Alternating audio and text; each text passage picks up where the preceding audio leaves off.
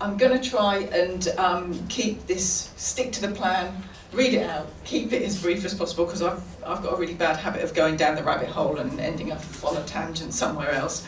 My name's Linda Duffield. I'm a volunteer with Kenley Revival, but was formerly employed by the City of London as the Legacy Officer for the final phase of the Kenley Revival project. I'm here with my fellow volunteers, Neil Broughton and Tony Adams up the back there. And we'd like to thank you for letting us join Aviation Heritage UK. Thanks, Julia, for inviting us and allowing me to make this presentation in such eminent company. Firstly, the project. The Kenley Revival project was set up by City Commons in conjunction with Kenley Airfield Friends Group and Historic England, with the aim of reviving interest in Kenley Airfield in Surrey.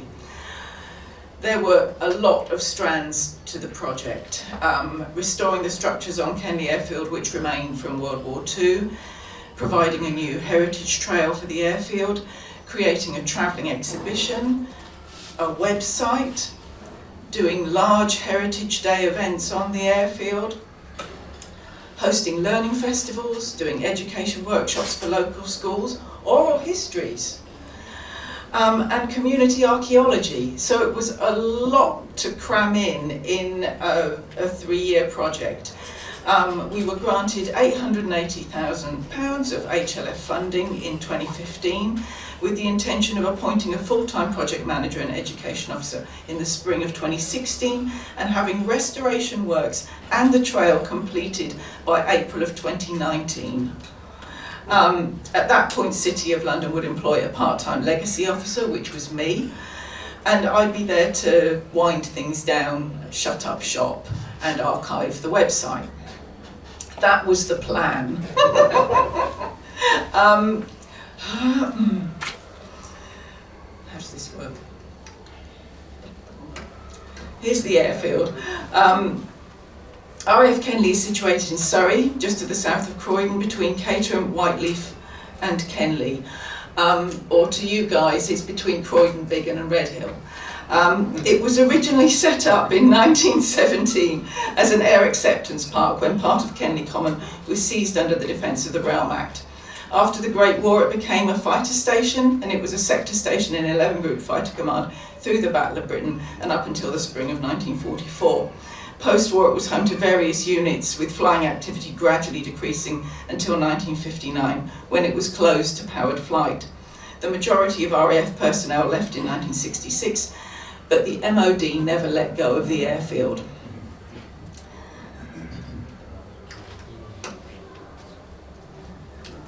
So this is the past and present. The photo on the left is around 2016, and the one on the right was taken during World War II after the Battle of Britain. As you can see, the airfield is substantially intact in its 1940 configuration. We don't have a museum, we don't have an archive, we don't have a collection, we've got an airfield. The land inside the perimeter track is still in the hands of the Ministry of Defence and operated by the RAF for cadet gliding. The Grade 2 listed Officers' Mess and much of the southeastern side of the airfield is now privately owned. However, 8 of the 11 surviving blast pens are on Kenley Common, land which has reverted to the ownership of the City of London Corporation. The E-pens in particular have been recognised for their historic significance and are scheduled ancient monuments. However, by the new millennium, the pens were decaying badly. Obviously, the restoration of these structures was the main purpose of the Kenley Revival project, and to that end, a seminar of architects, structural engineers and subject specialists was convened in 2014 to come up with a conservation strategy for the airfield. It was decided to follow the original materials and methods as closely as possible, using flattened bricks and mortar that was as close as they could manage with modern materials. The contract was given to PAYE and the work was completed in the autumn of 2017. But over the winter it became clear that the new brickwork and mortar was failing. After investigation by the Buildings Research Establishment, it was discovered that the problems were largely due to a rare sulfate attack called tormacite. which in certain conditions of temperature and humidity can cause sulfate crystals to grow in the mortar, turning it to mush. Has anybody ever seen this before? It's extraordinary. The mortar almost starts to extrude out of the gaps between the bricks and falls like spoil at the bottom of the wall, and you can stick your finger in it. It literally just starts to expand. The crystals in the mortar expand and push it out of the brickwork.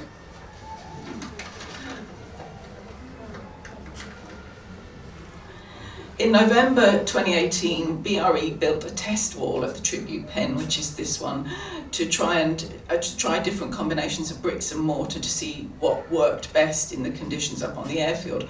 By May 2019, testing had concluded, and the combination of Northcote 9 Elms bricks and Arlberg white cement was found to be the most resilient. I don't know if anybody knows that those bricks, they're pretty heavy, solid bricks. Are a lot different from the sort of Fletton and Forpress bricks that were originally used, but they were the only thing that stood up to the conditions up there. Most of 2019 and 2020 was taken up with disputes to establish who was liable for the failure of the 2017 works. Ultimately, the city and project partners paid for the rectification work.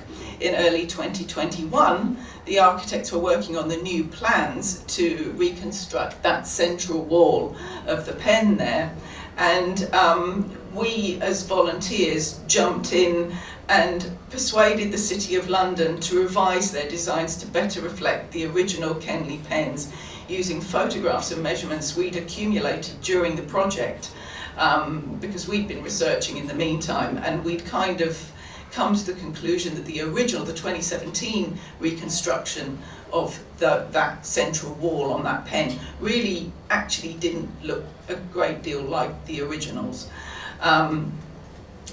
And we had also discovered that the walls in the middle of the pens had been constructed in phases. They weren't kind of like, boom, there it is done. They'd developed from a single wall to a thing that had been sandbagged, and then the retaining walls put in, then the retaining walls started to fall down, and they kind of buttressed them up. And so it was a whole development thing that went on through the war. It wasn't just something that kind of like fell into place, ready-made, if you see what I mean. The 2017 work was removed, and the new restoration work took place between July and November 2021. Obviously our timeline's slipping here, seeing as it was supposed to be done by April 2019. In the sort of wash-up paperwork from this part of the project, Andy Thwaites, who was the City Commons Ranger who supervised this part of the project, said this. He said, "At Kenley, the quest for authenticity relied on an assumption that conserved structures would behave in the same way as the original 1940 features. However, this assumption failed to take into account the fact, realised much later, that parts of the original wartime features had indeed failed, and that modern materials do not always share the same chemical properties as their 1940s counterparts, even if they are of the same lineage," which I think is something important to remember. Anyway, moving swiftly on, these were the designs for our new heritage trail. There was an existing heritage trail at Kenley, but it was starting to look very tired by this point. The design was done by image makers, and the signs were produced by a company called All Signs. The text had to have a reading age of 12 years old, which caused us a few problems when we were arguing about fighter aircraft, and they were saying, no, you can't say that a fighter is a boxer, like somebody fighting with their fists. And we were kind of like, well, what can we say then? This is really... Anyway, there was lots of discussion about the text. We got it there in the end. Delays were also caused by issues with planning permissions. Final permission was given for 6 large Spitfire wings which point the way into the common, give us the commons bylaws, 4 small Hurricane wings which point out heritage features, and 13 tabletop information panels which tell stories from the heritage of the airfield. 3 prototype signs were installed for planning approval in March 2020. Consent was received and the rest were installed in August of that year, but they were found to be unfit for purpose. Exactly. The tabletop signs are really quite low, and that was purposely designed in so that they were accessible to people who were in wheelchairs and so on and so forth. However, it makes it very tempting for kids to use them as slides, and for people to park their bikes against them and all of this other stuff, and they weren't strong enough, and the vinyl became scratched and bubbled up, and they all were eventually removed, remade and reinstalled, and they are really very much loved now. Everybody comments on them, everybody likes the design of them, and you know, they've been very successful, but it was another part of the project that was difficult to get over the line. On a happier note, we did 3 community archaeology projects supervised by Museum of London Archaeology. We had professionals on site to deal with any ordnance and asbestos. We did one in 2017, 2018, 2019. We investigated different parts of the airfield and uncovered features that were just below the turf and everything. It was all quite sort of, it wasn't hugely invasive archaeology, but it was very oversubscribed and it was always really successful. It was had more people wanting to do those digs, and we keep getting asked when we can do it again, but it was a very sort of expensive undertaking for us. We also did a large learning festival where children from local schools were bussed in from the surrounding area. We had a lot of STEM activities, replica aircraft, reenactors, art workshops, and goodness knows what else. It was a really big thing involving a lot of children. We still do school workshops now, going into schools, and we still have groups coming up to the airfield to us. We also have a travelling exhibition, which if anybody wants it, we've still got it, it's still available, and that travelling exhibition shows our oral history videos on a screen, which is, everybody loves that. When it was down at the Kent Battle of Britain Museum, Dave Broccolos put a bench in front of it and people were just sitting on the bench looking at the oral history videos, and they were really like a captivating part, an engaging part of the project. Again, that was delivered very late in 2019, after all the full-time staff of the project had left and it was just me working part-time. But again, it's been seen at Croydon Museum, it's been to Kent, we took it to Duxford, as you can see there.